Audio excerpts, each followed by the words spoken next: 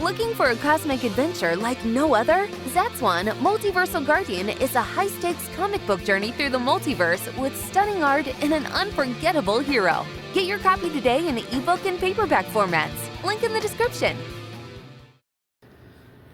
Hello everybody, this is Neil Allen, the comic creator behind Zatswan, what you're seeing right in front of you.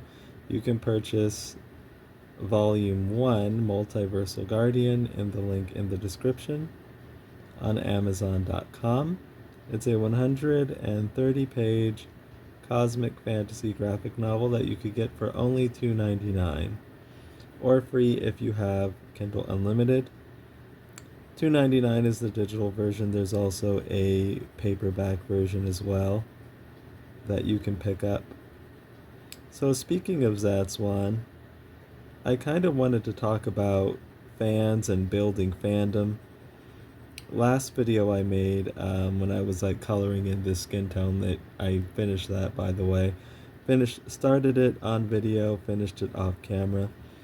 The last video I made was about what I learned from Green Lantern and Hawkgirl. The romance, that was part of it at least.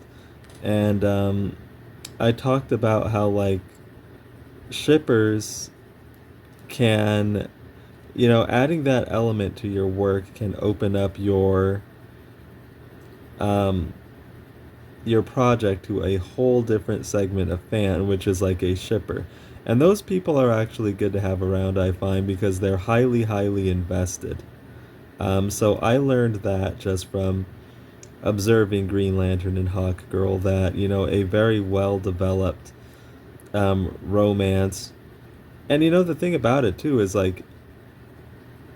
it doesn't necessarily even need to be a well-developed romance. I think having good chemistry with characters is probably the key, because shippers will even ship something if there is not even a canon romance there. But I think what really counts is character chemistry, to get those juices running in their brains, and then they feel really hyper validated and super duper get a dopamine rush when you actually give them milestones, something happens that actually gets them going. But I want to talk about more than just shipping. I want to talk about developing fandom in general, and as I see it, there are three big types of fans. There are probably more, but I'm just going to focus on these three while I'm coloring in this glowy logo, Zatswan logo, which I think we're probably about done with this. I'm wondering if I should come in and color this in with crayon, or should I use pencil, or a mixture of the two. I think I'm going to use a mixture of the two and get some crayons ready. But before I did that, I wanted to get in this glowy part here. So about these three big types of fans, let's talk about them for a bit. So the shipper is one type, and the crayons I'm going to be using are Caran Neocolor I crayons. I'm a big fan of them. Let's get that ready. So the shipper is one of that big subset of fan. Let's add a little more, yeah, we'll use crayons. This will be good. And another big one is the Lorehound. So the shipper and the Lorehound, and both of them love payoff. So, but you need to do different kinds of things for them, I think. There are a lot of similarities, but there is a lot of difference. And both of them are highly invested, and they deserve to be acknowledged. And how you acknowledge them, in my estimation, you don't have to come out, it's not openly acknowledging them.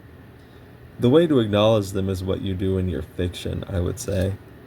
The Lorehound is going to appreciate canon. You staying true to your canon, you knowing your canon, and you being as aware and respecting your canon as much as they do. And this is the problem that a lot of like companies, like some of these comics companies, are having problems with these days, because they're not really respecting that type of fan. Because a lot of times the people making the comics and knowing the comics, or doing the comics, I mean, don't know the canon as well as the people actually reading the comics. So, things that the Lorehound is going to appreciate is awareness. Like I said, you being aware of your canon and you making use of it. Because they're, I should start over here actually. They are like hyper invested and keeping track of the canon, and what you want to do is you want to pay off that investment. You want to utilize the canon, make use of your canon, and give callbacks to it.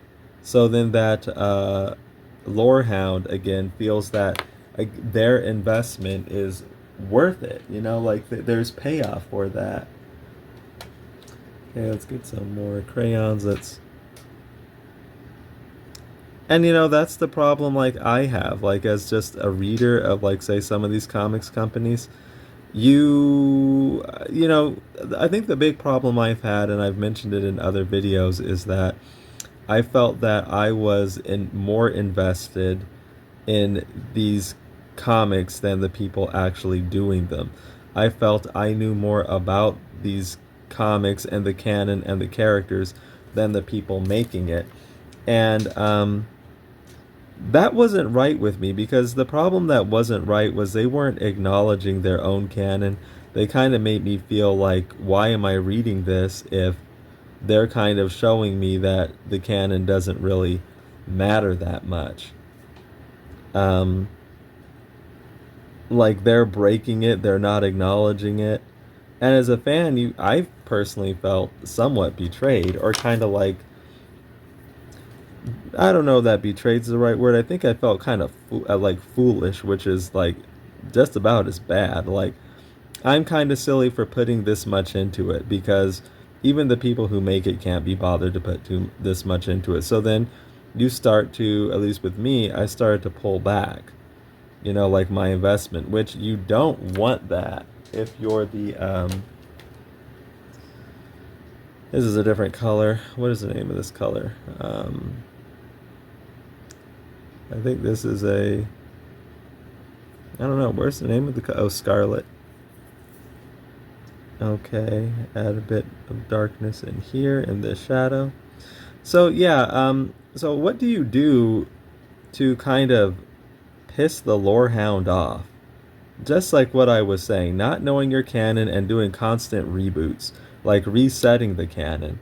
They're going to feel disenfranchised by that, because again, they are investing in this stuff, and when you keep when you don't acknowledge it, when you break your canon due to ignorance or just not caring, you're kind of sending a message to them that, oh, that their efforts aren't worth it. Like their effort is misplaced, because you're kind of showing them that this canon doesn't matter. And again, these are reasons like why I got out from regularly reading some of these comic books from these bigger companies. So like reboots going on all the time, resetting the clock all the time,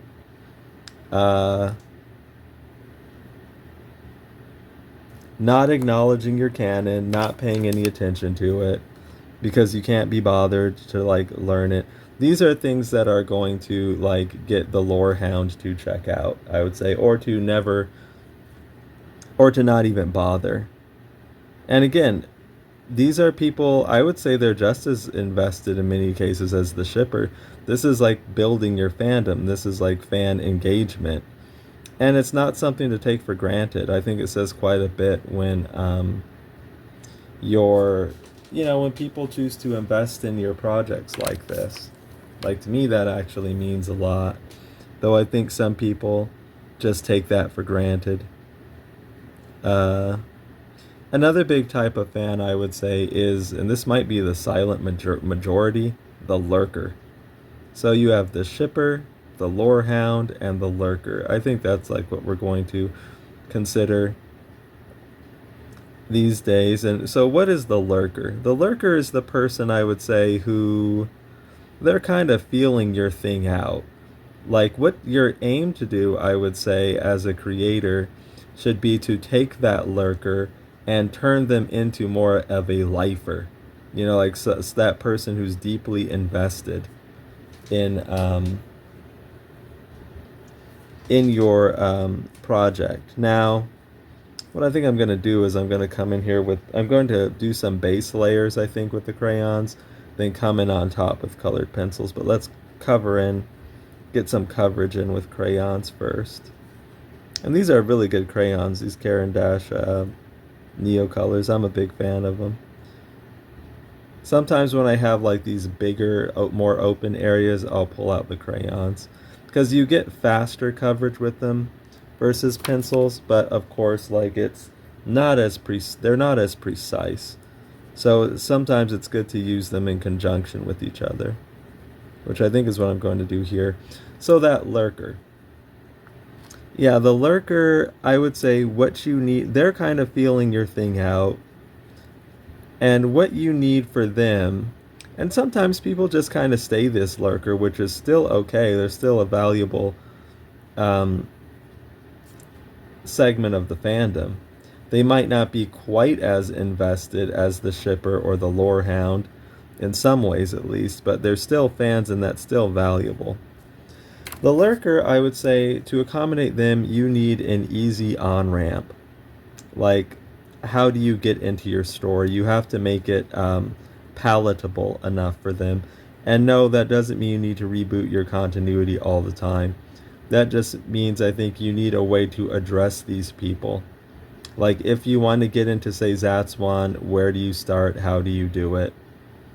And then you just have to factor in that the lurker's not all the way there yet in many cases, like the lorehound and the shipper. So again, you want to make things easy for them. So things to avoid: massive walls of text, things that require like large upfront investments. So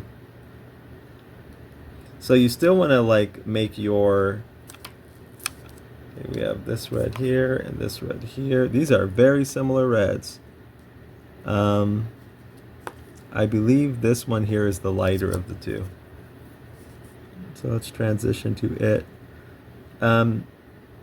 Yeah, you want to make your thing like not confusing and, you know, easy to, more or less easy to understand. So things I think that can make things confusing for lurkers are multiple character identities. Like, say, I talk about Green Lantern a lot here. You have all these different identities for Green Lantern, and for them to like, if they see something they like and want to get into it, it could be daunting. It's like, whoa, I picked up a Green Lantern comic and it was something completely different than what I expected. What the hey? Like, what is this? And then it's like you need this gigantic manual simply on how to approach this franchise, because okay, so what Green Lantern did you see? Who did you like? Okay, and then you got to find content for them. And sometimes it's there, and sometimes it's easy, sometimes it's not, depending on the character. And, you know, these types of things I think are adding friction. They're making it a little harder for your lurker to get invested and involved. You know, like any sort of thing that adds friction, confusion, that's the type of thing you don't want. So you need clear on-ramps. You need stuff that they're familiar with. I think that just has a lot to do with like proper brand strategy. I think that's why one of the big reasons why characters like Batman are so popular and successful. because he's been, like, the overall strategy with Batman has been handled very well. People know what to expect from Batman. They're not confused. You know, Batman is not confusing, I would say. And he's consistently Batman. So sometimes people, like, when you get characters like Miles Morales or Terry McGinnis, Batman Beyond, even your casual lurker, your totally casual person understands that, oh, this is like another take on Batman, not the regular Batman, but, you know, some other sort of version of Batman. And they understand that because regular Batman, everybody gets him, everybody knows him. Because the brand, I think, has been managed pretty well. But when you look at something like Green Lantern, it's the total opposite. And I think that's one of the things that makes it a lot harder for people, for lurkers, to get into. It's like, this is confusing. Or when I tried to get more into it, I didn't like what I saw. It wasn't my Green Lantern the way I wanted them. And I think that those are like issues. So those are the types of things that I think will turn lurkers away. Confusion. That's a big one. Comics can be like very, very confusing for people. And that, I think, is the main thing, that you want to be welcoming and accommodating to the lurker. You don't want to be confusing, and you definitely don't want to act like they need to go through some kind of weird initiation to get into your club or something like that. Because that's how I think it can feel a lot of times with comics. Like, there's a big barrier, to get into them, and it's kind of like they're kind of like for the initiated in many cases. And I think that sort of thing is kind of not good. Not good, because I think it's just challenging, to get that lurker to turn into, to advance them to like another stage, like the Lorehound or the Shipper or the Lifer or something like that. Okay, so we're going to continue getting these early layers in and maybe blend out with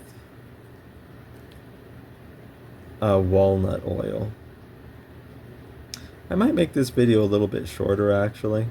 So maybe we'll blend out and call this a day, or not a day, but yeah, I just kind of wanted to talk about different types of fandoms, and I think what you need to kind of get different people involved. And like, it's good to, when you are creating, it's good to be aware of this. And aware of what these different sorts of fans are looking for. Okay, so these crayons are blending out really, really well. We'll blend out with the crayons, then we'll go over them with pencil some to add in kind of more detail. But these like early layers of crayon these crayons are very good for these like early layers. And this is walnut oil I'm using, completely non-toxic. I haven't been using solvents as much lately, actually, interestingly.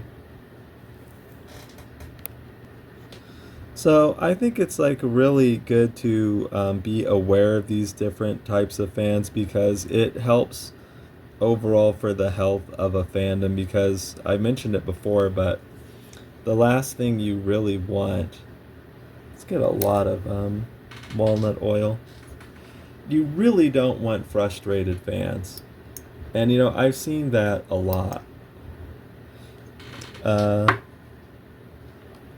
Okay, so I'm going to dip a little bit of walnut oil in this little container. I'm going to use this. This is actually the top.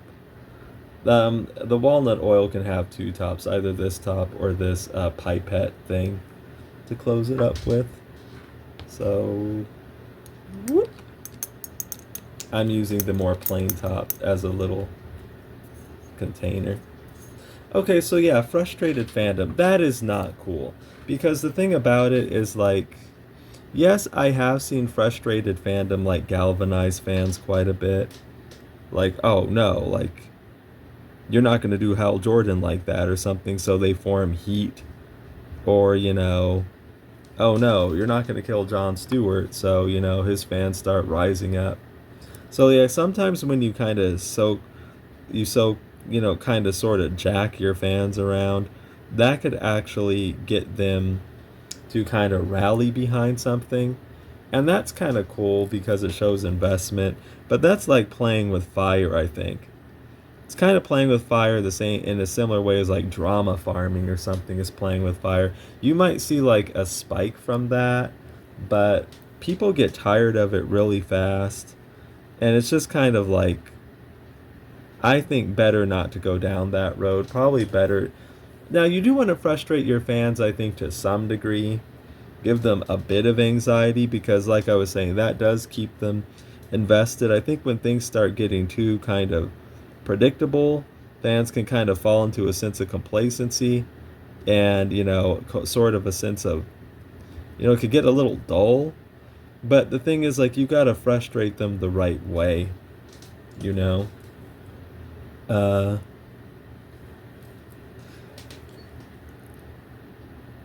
and I think when you understand these different fans and what they want, it makes it easier to have kind of a harmonious and healthy fan base. And that is really important to me, having seen things like Green Lantern. I mentioned in another video how, the fandom of that is like so, like, kind of divisive and at each other's throats all the time. And there's always like anxiety around it. Like, oh no, they're gonna pass over your favorite character or kill your favorite character, sideline your favorite character. You're always people always like worried about what the next project's gonna, who the character's gonna be in this movie universe. Or it's like, okay, you don't want people worrying about that. I mentioned it before, but like Sonic the Hedgehog, I don't know why I use that as an example, totally random. They don't go through things like that. You know, I know different fandoms have their different challenges, but at least they know what they're gonna get when they're gonna see a Sonic the Hedgehog thing, more or less. At least they know what characters there are gonna be. At least they know what it's gonna look like more, and they don't have to kind of worry about that. So I think what I was saying is like awareness around these different fans kind of keeps your fan base engaged because you know what they're, how to, if you're aware of them, you should know how to engage them. Like the shipper, I said, your whole thing doesn't have to be about shipping and romance. It doesn't.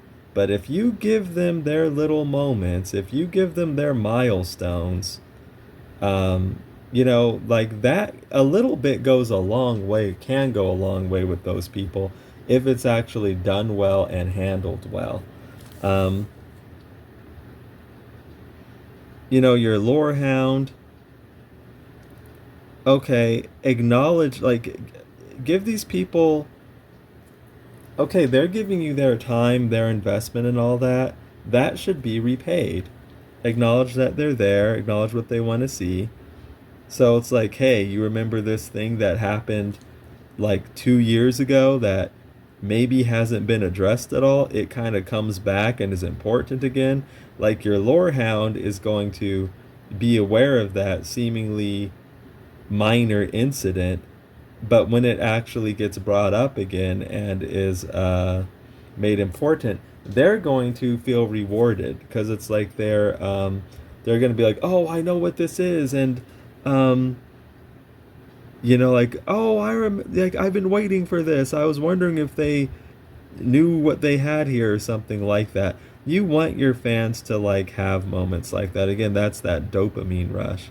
You got to kind of reward them for, being invested. Acknowledge your own stuff, your continuity, and make use of it. And those people will looks like I think we blended out here. We can still go darker, of course, but we might do that with the pencils. I'm kind of going to let that dry. And maybe, I think I'm going to work on this neck here, not with the crayons, but with the pencils. And then we'll do some additional pencil layers over this here.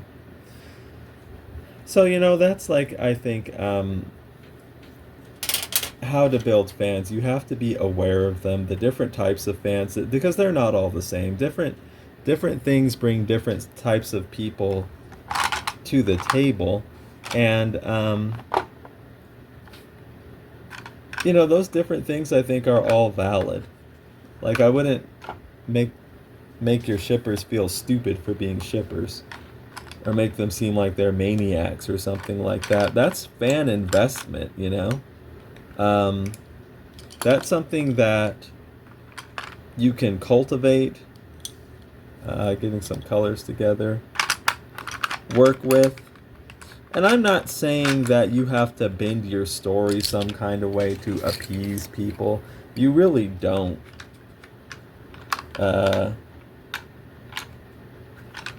Like, one thing about shippers is they might ship any old wild thing. That doesn't mean you have to, like, adjust your story to accommodate and facilitate that. Uh-oh. So let's get these colors together. But I think this is just one thing I wanted to kind of talk about, the different types of fandom, and how having that awareness, I think, helps build your fandom, because you know how to cultivate those people, like what they're looking for, and how to service that. But I am going to get some pencils together. I guess I'm doing it a little bit off camera. And I'm going to continue to add some layers in on this. Let me know what you think of this stuff that we talked about. And again, feel free to check out Zatswan Multiversal Guardian in the link in the description. Pick that up, and if you do, please leave a review. That's very helpful. It helps people find the book, and it helps me know what you think about it. And like and subscribe, and I will talk to all of you again very soon. Thanks for hanging out, and take care.